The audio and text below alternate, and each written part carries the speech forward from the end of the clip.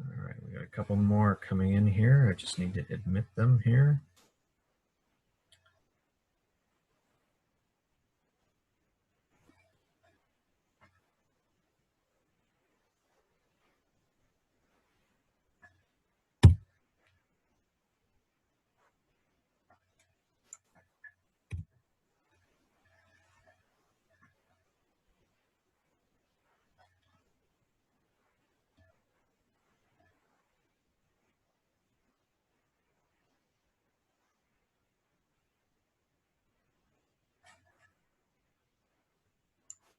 They're coming in fast and furious now.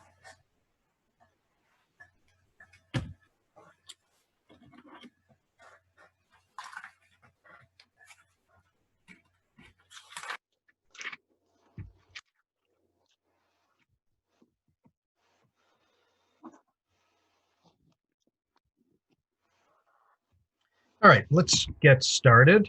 Welcome to the RPA's webinar on getting your certification, getting an RPA certification, particularly targeted to those who are ACAF students, past or present, and those who are working through accounting education, potentially at a post-secondary institution. My name is Mike Saniga. I am the Director of Engagement and Learning Innovation for the Society of Professional Accountants of Canada. What we'd like to do today is give a very short presentation on what the RPA is. I think a lot of people are wondering what the RPA is. I think we're familiar with what has happened in the accounting industry, in the accounting field over the last 5 or 6 years, and how the RPA fits into that. And then we'll talk a little bit about the credentials of getting into the RPA, what we're all about, and next steps from that. So again, my name is Michael Saniga. I've been working with the Society for over a year now, and as we get into the history of this, you'll kind of see how I and you fit into the equation.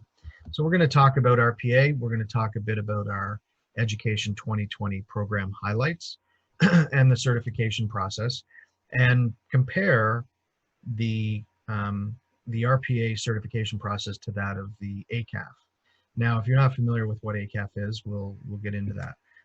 But I do want to give quite a bit of time for questions, because I know there's always great questions that come up when we have great interviews or great webinars like this. So the society has actually been around for 80 years, and it has historically offered the RPA, Registered Professional Accountant, and the APA, Accredited Professional Accountant designations. And in 1978, they changed their names to the Society of Professional Accountants of Canada. And since then, the kind of been in a holding pattern. It feels like, or in a dormant stage, but we haven't. We've been around. And since 2018, where we had new leadership brought in, a new vision was created for the organization and for the profession. That led to this Education Plan 2020 and a new invigorated push to developing an alternative to the CPA designation in Canada. So the new RPA, there really is an opportunity to fill the gap in the marketplace. So the industry has said that they need accountants who are not CPAs. Either they don't want to be a CPA or they don't need to be a CPA. There's also a demand from students who are looking for that alternative pathway. There's a lot of people in the Canadian marketplace and a lot of students who have taken accounting courses, are financially minded individuals, and they want to have some sort of recognition of that work, but they don't necessarily want to take the um, go the CPA route. We find, or we see the RPA as a complementary designation to the CPA designation. And this is going to be talked about on the next slide.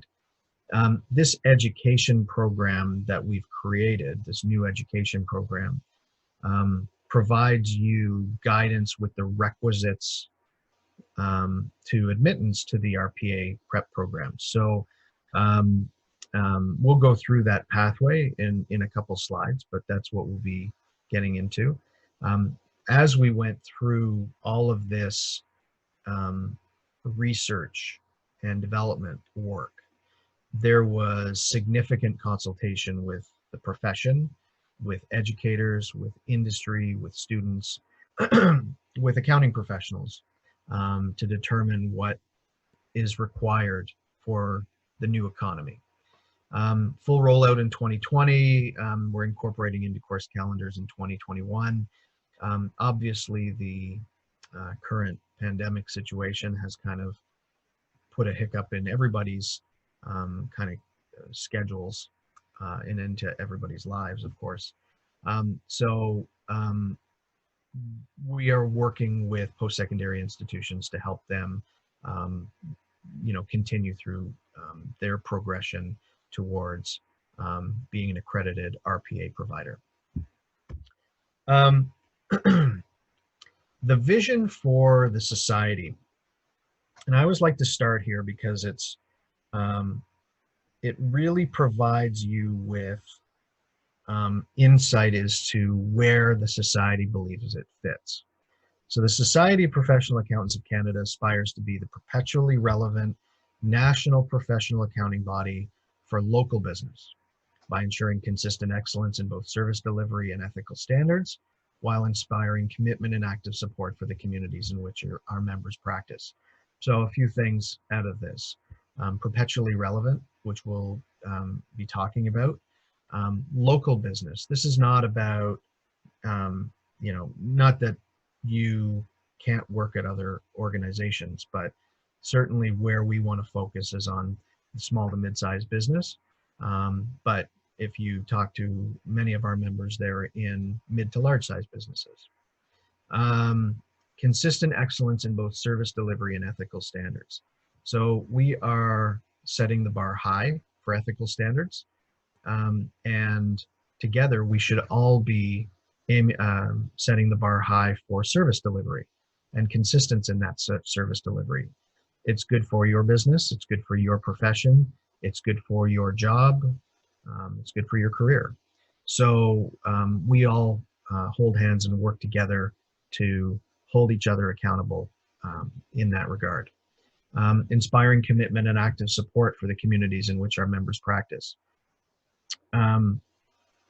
There is an expectation of outreach to a certain degree, of community involvement. Doesn't mean that you need to go out and run for your local counselor job, but volunteer in the community, take part in community activities. It's really important. We are in a fortunate situation to be residing in Canada, and it's our duty to give back to that community. Where we think the RPA is different than other designations in the Canadian marketplace. We talked about this focus on local business. This is not and it's reflected in the education requirements. We're looking at small to mid-sized business. If you look at small to mid-sized business, they're historically an underserviced community from a financial expertise perspective. It's important, but if you look at the mix, if you look at the proportion of small to mid-sized businesses in the marketplace, they make up the vast majority. So you've got the majority of businesses being underserviced, in the marketplace. So we want to make it our goal, our mission to address local business issues, help them with local business problems. If you think about the issues that small to mid-sized business have, focus on benchmarking and best practices and give them insight into running their business. We're a technology forward designation, so we are focusing on the bleeding edge of technology, and you'll see that in our education platform. So you'll be, a lot of these words I'm sure you've heard of, you may not know them all. Cybersecurity, cryptocurrency, blockchain, digital privacy. Those things are part and parcel to the new economy. And when you think about cryptocurrency, Bitcoin, those types of things, blockchain, the platform on which cryptocurrency is traded, the blockchain environment has become so mainstream now that we need to understand that as professionals. And what's nice with the RPA, if you look at the next point, we are going to be customizing continuing professional development programs by professional, by member, so that if there are certain things that need to be taken, we'll make sure that you get that knowledge. As specific technologies take root, and we think that that's a necessary thing for everybody, we'll make sure that that's part of your CPD requirements so that you are always relevant in the marketplace. There's too many professionals out there that rest on their laurels and, they take the general CPD courses just to, tick off the box. We want to make sure that our RPA membership are always relevant, because this is good for you, this is good for your career, this is good for the profession, and this is good for your clients or your employers. Internal audit focus. So back to this whole local business. You think about local business as businesses that may work in a small geography, maybe in the province. They may even be national, but they're not massive companies, and they're probably not international. The focus here is not on external audits, where most small businesses, they don't need an external audit required. So we want to focus on the efficiency and effectiveness objectives that are part and parcel of the internal audit. So we want to make sure that as we get into working with our clients or our employers, business process, efficiency and effectiveness are all part of our skill set as we move forward. Individual and small business, small to mid-sized business tax planning. So we are looking at the individual, corporate, or practitioner aspects. And then down the road, we are looking to provide unique specializations for professionals or for our members, so that you can take your knowledge in a particular subject area to the next level. So a bit of a busy slide, but I can take you through this really quickly. So the RPA certification pathway is pretty simple. It's pretty much like everybody else. We've got different courses, but it's very similar. So you can be a post-secondary graduate working on extra courses, an international graduate or an international professional, even a non-graduate. We've got a number of candidates who have no designation, potentially don't have a university or college, they're not university or college graduates, but they've been working at their company as a controller for 25 years. So we want RPAs, registered professional accountants, to be an inclusive profession. This is an opportunity for recognition in your industry based on both your education and your experience. It's very important. So we've broken our core pillars down into 5 sort of themes. Financial accounting, management accounting, taxation are ones that you would typically expect to see. Business foundations is another one. So you think about courses that are not necessarily accounting related, but are important to know in your role as an accountant. Think about corporate finance, economics, business ethics, those different types of things, business law. Those are big, they're very important. They're not core, but they're very important to your role as an RPA. And then finally, technology and analytics. So this is something where we have seen significant advancement in the financial industry, where and if you're working for your own company, you're working for a company today, you know that they all have data for a whole host of reasons. The cost of data has gone down immensely, and computing technology has improved exponentially.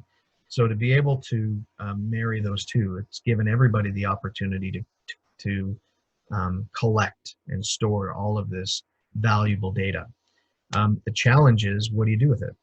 And as RPAs, as professionals, we should be at the leading edge. We should be leaders in showing people how to use this data, how to access this data, how to organize this data, how to communicate this data, how to act on this data.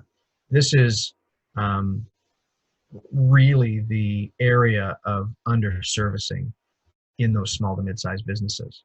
Everybody's got data, but there's only a small portion of people who know what to do with it.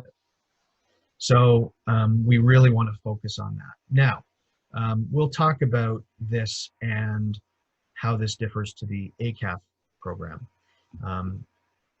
in the next slide. So once you get through your courses, there's 16 themed courses. It might take you, depending on the institution you go to, it could be split into 2 different courses. Because some of the themes that we talk about are big. So if you think about intro accounting, if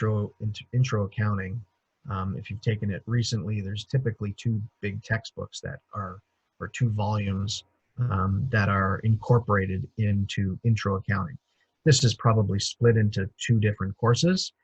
In some institutions, they may have mashed it all together and made a kind of a super course.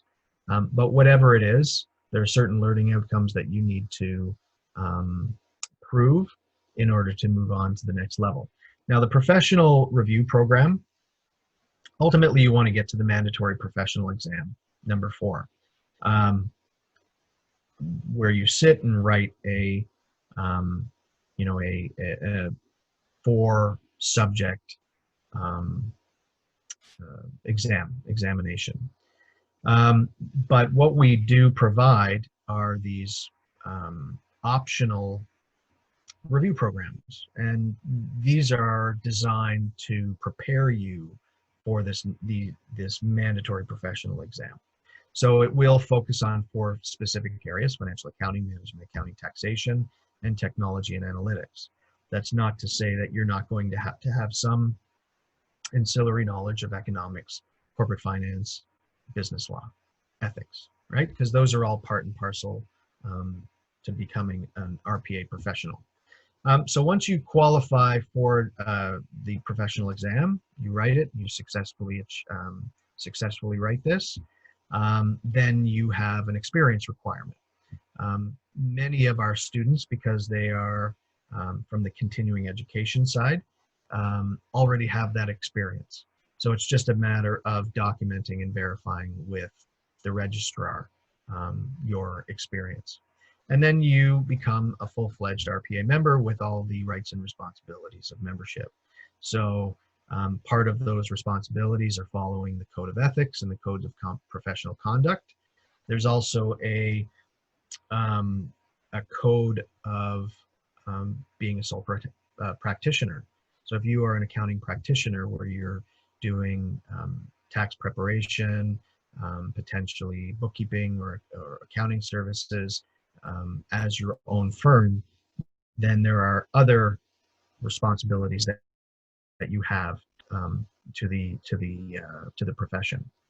Then you've got, of course, your CPD requirements. This will be on an annual and triannual basis, so that if there's, if you need 20 hours in a year, but you may need 100 hours in order to catch up on a lot of things over 3 years. So we're not saying that you need to do, 35 hours a year, but you may need to top it up. And again, this is going to be very specific to your needs.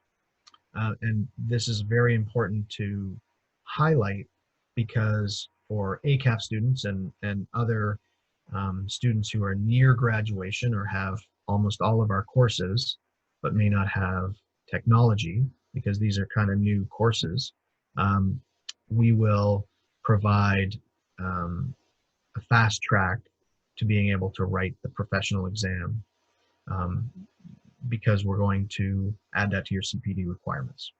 Okay. And then, of course, community involvement. This one's a tough one to police. We're hoping that this is self-policing, or, members like to sort of self-police this. We will track it, though, because it's really important to highlight to industry and community professionals what our members are doing in the way of philanthropy and giving back to our communities. All right, so we talked about these 5 different core foundations. This is what it looks like in terms of essential courses. So there are a couple things that you probably see missing in here. Advanced accounting, advanced financial accounting is not in here. When you think about the profession's focus on small to mid-sized business, local business, the topics within advanced financial accounting are much less relevant in those environments than it is in a large corporation, large multinational corporation. So if you think about the topics, examples of topics that happen in advanced financial accounting, you're talking about foreign exchange translation, you're talking about consolidations, you're talking, those types of topics, much less relevant to a small to mid-sized business crowd. Certainly great to know, but not essential for becoming an RPA. Another thing that you won't see in here is an applied external audit type of course. External audit or knowledge of auditing is really important, but you don't necessarily need to have knowledge of how to perform an external audit. You need to know how to work with external auditors, because it's possible that you may work with them. As RPAs, you're not going to be doing external audits. So we are focused, though, on the efficiency and effectiveness objectives of internal audit, to make sure that internal controls are being followed, to make sure that loss prevention and risk management is being assessed. So those are the things that we want to focus on, things that are much more practical, much more relevant to the small and mid-sized business that you'll probably be servicing. And then, of course, you'll see in here the technology courses. So knowledge of accounting systems, whether it be QuickBooks or Sage 50, knowledge of ERP systems like a Sage 300 or an SAP or an Oracle or a JD Edwards. These are things that are needed. You're going to be working in various environments. You want to have knowledge, working knowledge or better, of many of these systems. The other things that we want to talk about or want you to build your knowledge base on, analytics and big data. This isn't becoming a computer scientist. This is about utilizing databases and being able to, again, organize and analyze data quickly. One of the things that has happened of late, because we've got all these big piles of data sitting in companies without the necessary knowledge to utilize that data, we end up spending, or a lot of companies out there spend too much time trying to organize the data before they can analyze the data. That is something that we want to turn on its head. We want a very small portion of time being spent organizing the data through technology so that you can analyze. And even then, if you can utilize technology to help you analyze the data. Because the big thing is, as a professional, you need to be able to communicate and act on the insights, right? The analysis is part of it, but you need to come up with those insights. You need to be able to communicate these insights. You need to be able to act on these insights. Very important. So what we're hearing from employers is that the soft skills are just as important as the technical skills. Of course, they need you to know what, they need you to know these topics, but they need to know that you'll be able to communicate and act on these insights that you can glean from the data. The other one here is emerging trends in fintech, or emerging trends in technology. If you think about companies that weren't around 5 years ago, it's astounding, right? And technology is growing exponentially. It's virtually impossible if you don't make a conscious effort to keep yourself updated on technological trends in the marketplace. Virtually impossible to keep up on everything. So we want to build in this from a course. We also have this as a CPD requirement every few years, as well as an ethics refresh. Because again, business ethics is a mandatory requirement for being an RPA. We want to be held to the highest levels, right? Well beyond what the law requires us to do. We want to be seen as an ethical beacon in the Canadian marketplace.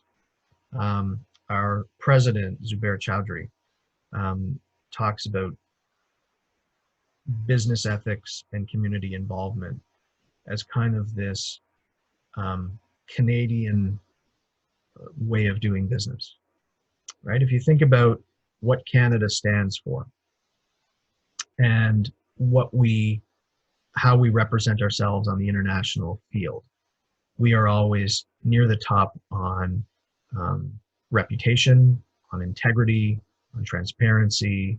Those are the things, community involvement.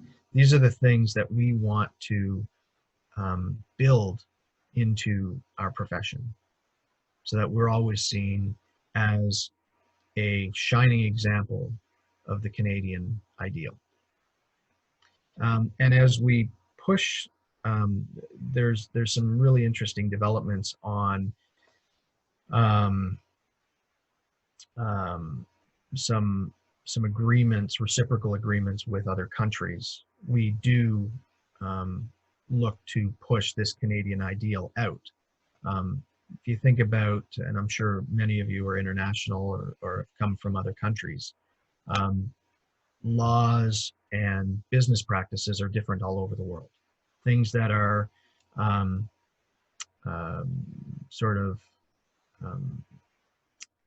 frowned upon in Canada or potentially illegal are common practice elsewhere in the world. What we want to do is ensure that if we're setting up reciprocal agreements with other countries, that they're following the same ideals that we are, because we're all under the same banner as RPA. All right, so ACAF programs. The ACAF program for those of you who are in it, or maybe just for those who may not know it. So the CPA, when they merged, the CA, CMA, CGA, created the CPA. And in that area, they wanted to provide an avenue for those who may not have the educational requirements, or potentially weren't at the point of grandfathering, at the point of amalgamation. So they created this ACAF program where similar courses to what you just saw, or actually courses here, you could take these courses, take the national exam, and then get your advanced certificate in accounting and finance. Challenges with that. I think, just generally speaking, I think there were a lot of students who said, well, you know what, I'd rather get a designation than just get a certificate. You think about the position on a resume, particularly for those who are more experienced professionals, because your education is typically down on the bottom of your resume. So if I'm acquiring myself an ACAF certificate, that ends up on the bottom of my resume, as opposed to a designation, which is going to be right after your name on the top of your resume. That's what a big differentiation is here. So if you think about the ACAF program, this was really call it a CPA light type of program. It didn't have the same rigor that is required for the PEP program through CPA, but still for any type of business out there in the Canadian marketplace, whether it be small business, mid-sized business, large business, multinationals, you're going to be prepared for all of it, which is not a bad thing, right? It's not a bad thing, but we wanted to focus our efforts and our studies towards the small to mid-sized business frame, and then add on the technology pieces, which we think are crucial, like we said, for the new economy. So when you look at this, really the big difference is, advanced financial reporting, audit and assurance, applied external audit, those are gone, but we want to add an applied internal audit, emerging trends in technology, big data, data analytics. Those are things that are going to set you apart when you are going for your next client, going for your next job, going for your next promotion. These are things that, are going to be relevant to those stakeholders. Okay. There is an opportunity for ACAF students to fast track to sort of pre-admission to the MPE, the Mandatory Professional Exam. As we talked about, the ACAF program was focused on these items here. And sure, you've got the software applications and business applications, but it doesn't have big data analytics or internal audit. Those are things that are emerging trends, certainly. So we want to, again, we talked about inclusivity and accessibility. We want you to be able to move forward and be successful as an RPA. So to be able to fast track right to the MPE, take some CPD courses in preparation, sort of at the same time as your prep program, to be ready for writing the MPE. And given some CPD requirements after you've successfully written the MPE, we will give you that preemptive designation, assuming that you finish your CPD over the next year or two. Okay, so we want you to get your letters quicker, and we think that there's a very feasible way of doing that.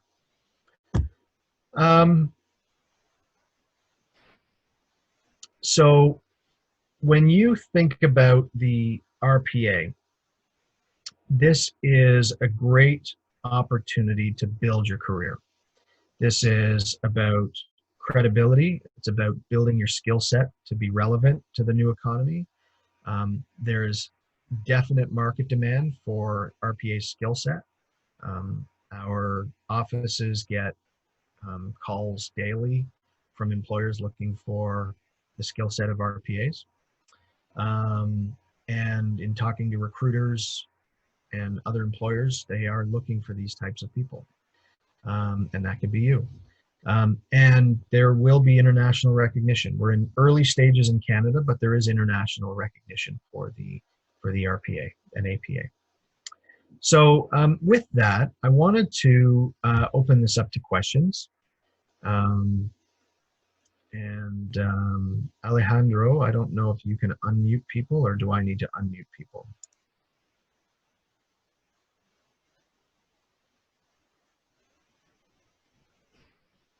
I'm going to allow participants to unmute themselves. So if you have questions, or you can certainly send me a chat, I'd be happy to answer that.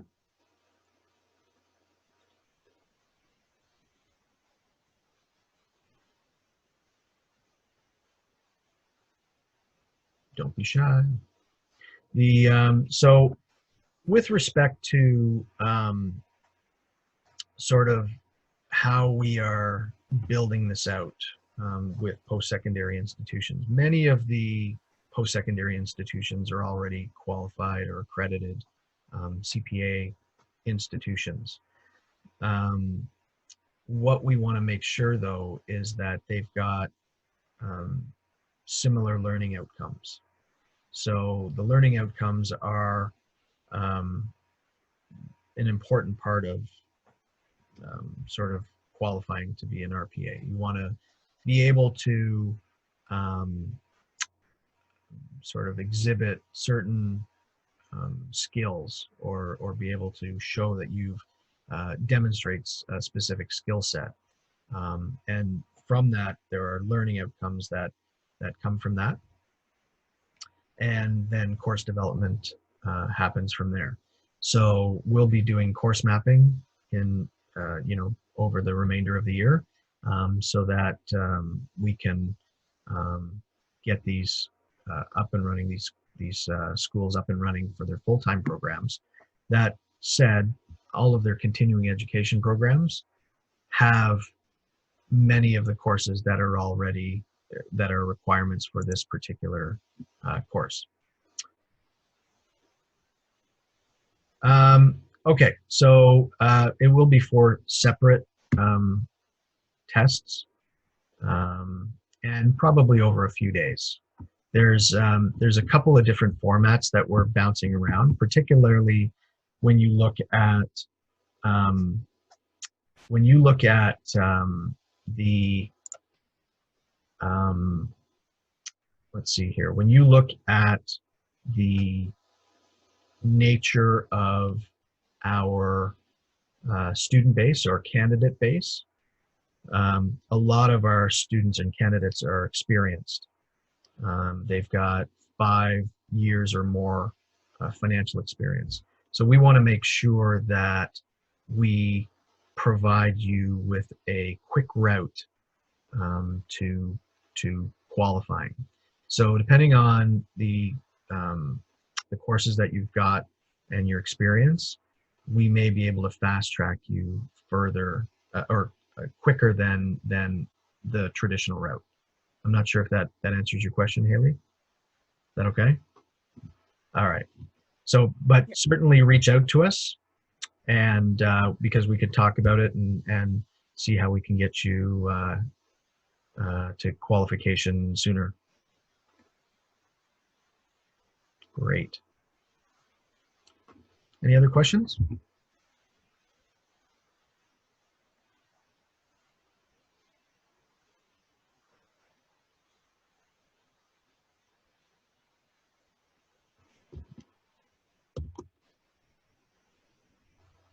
Nobody?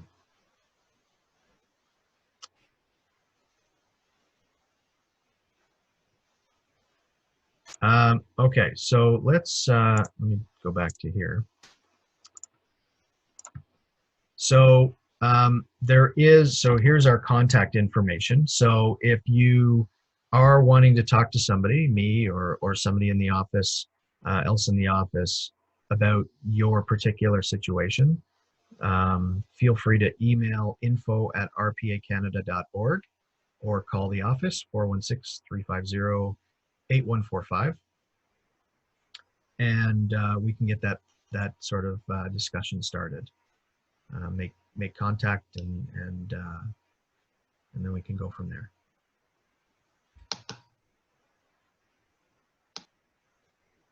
Great. Let's see, more questions here. I think, let's see here.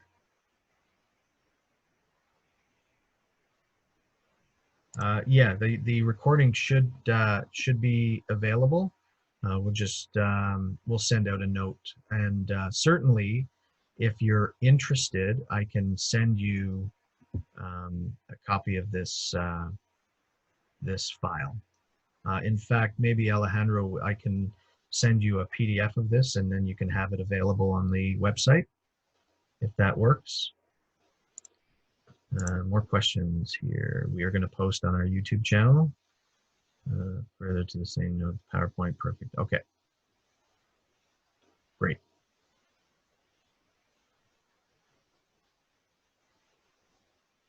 Great. Okay, well, if there are no other questions, we'll leave it at that. Certainly, if you have questions that pop up, because I always have questions after I get off a webinar. So I'm sure you're the same. So if you have questions, feel free to email